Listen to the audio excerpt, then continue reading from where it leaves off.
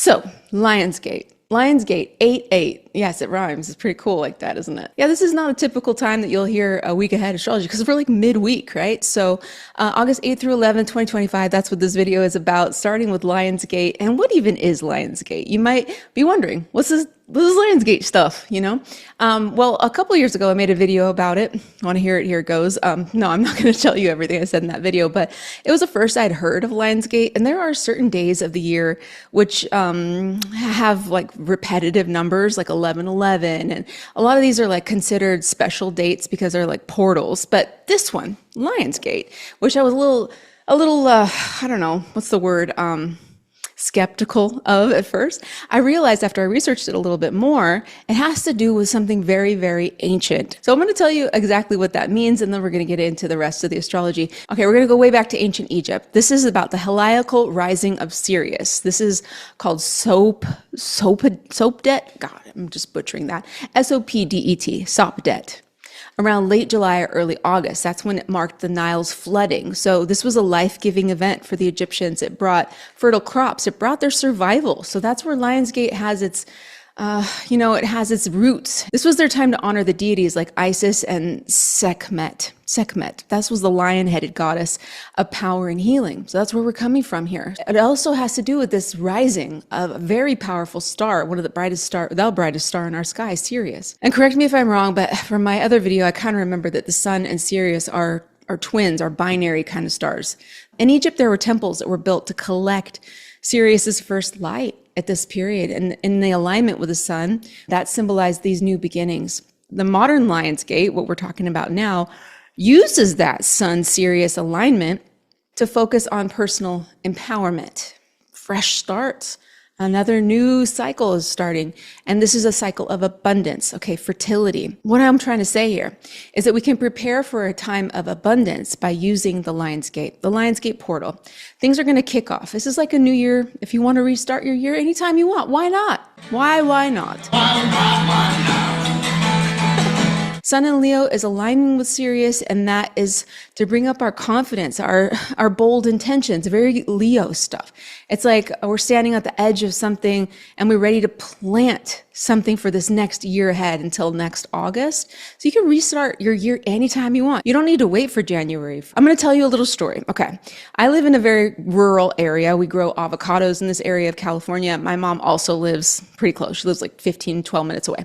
And in her neighborhood, there was a family that took out their avocado trees and they put in coffee. Okay, coffee bushes. I don't know what they are.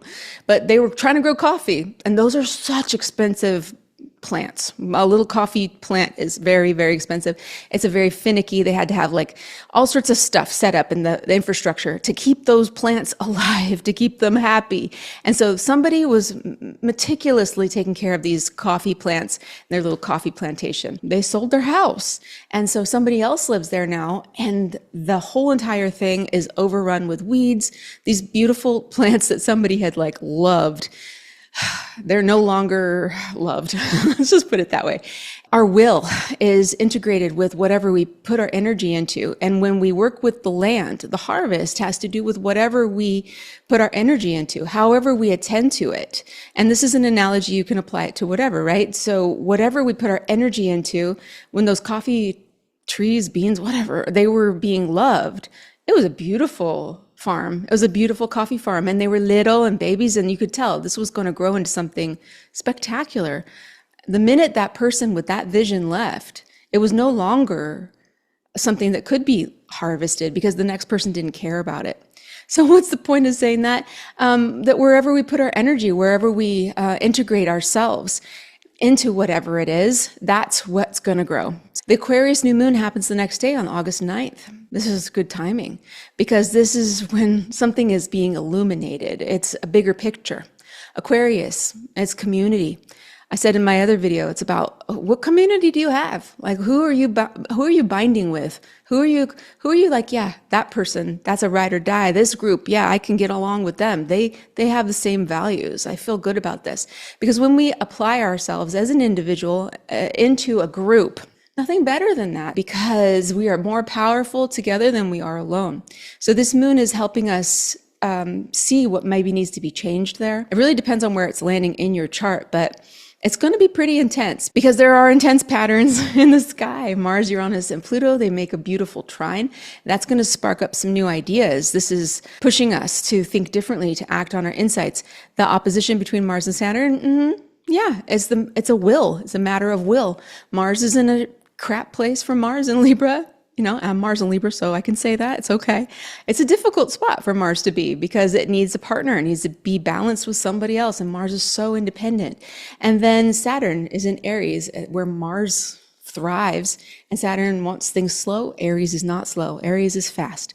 So there's some tension brewing here, but the full moon is going to illuminate something on the 9th for us that prepares us to move forward. So Lionsgate, the 8th.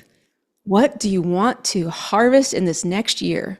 What do you see as this new beginning, which is heartfelt, courageous, bold, and building into a harvest of something that you're putting your energy into so you can have a nice coffee, a nice coffee at some point, not a bunch of weeds, right? Okay.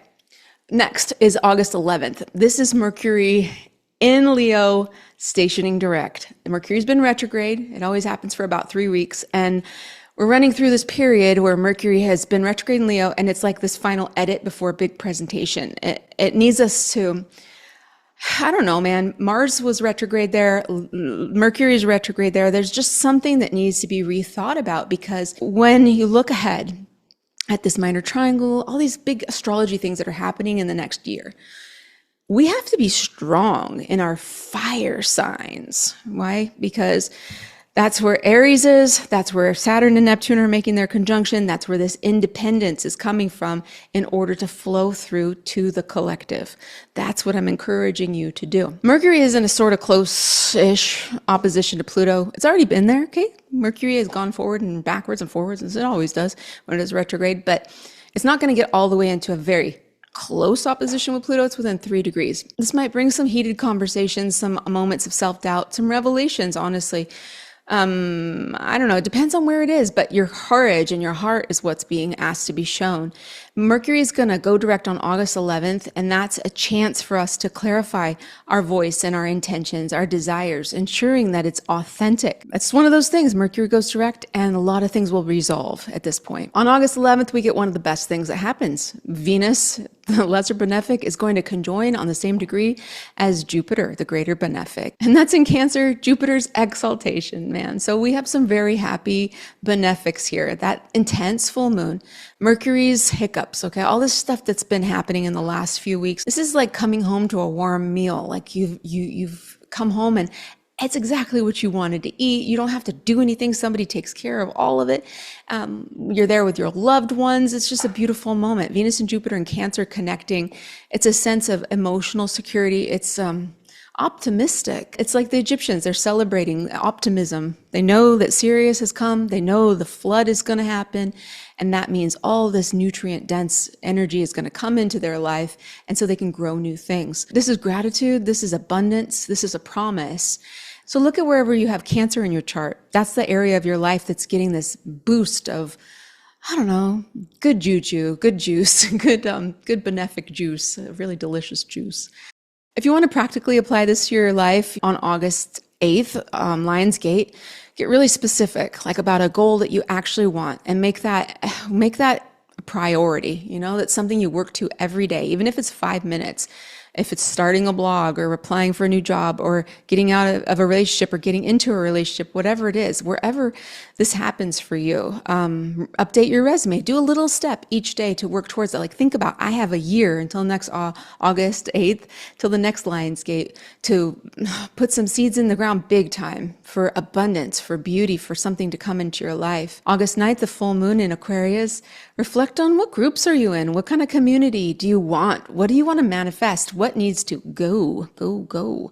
And Pluto's there. So wherever you have Aquarius, something is being released, and it's a long-term thing. So don't worry if it doesn't happen right away, but you might be starting to get some revelations, some sparks there during this time. Mercury retrograde ending. This is just always very nice because then you don't have to hear people talking about Mercury retrograde, honestly. Anything that's been going backwards for you or been difficult or, challenging, especially having to do with technology or your own expression, your star power, wherever Leo is for you, that's going to be releasing. It'll be a lot easier moving forward. August 11th, Venus-Jupiter conjunction. Do something that makes you feel good. Call a friend, call a family member that you don't talk to very often that you think about, and just cozy up with a good book maybe, or write down things that you're grateful for, and that will boost your mood and make you feel really warm and cozy inside. What I'm hoping you'll remember from this video is Lionsgate is something that we can focus on as a renewal, something new starting. It's very reverent. It's a star. How powerful a star is. It's incredible. Like, sometimes we forget.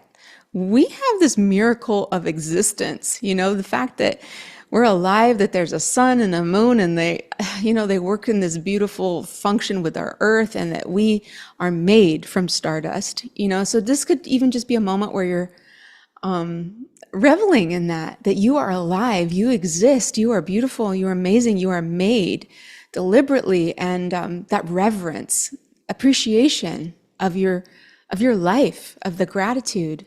And it's not just about setting goals. Goals are great. Life is about that. You got to have goals. You got to keep doing stuff. Otherwise, what's the point? But it's aligning with your true heart, your internal drive, that spirit inside of you, your will. Lionsgate gives us a courageous moment to start something here. And the full moon shows us where we stand. Mercury retrograde wraps things up. Like, all right. And Jupiter and Venus are just that lovely espresso after a meal. Yeah. Back to coffee again. I like you just the way you are. I hope you have a wonderful next couple of days. And I'd love to hear about it if you want to share. Okay, I'll talk to you next time. Good ending.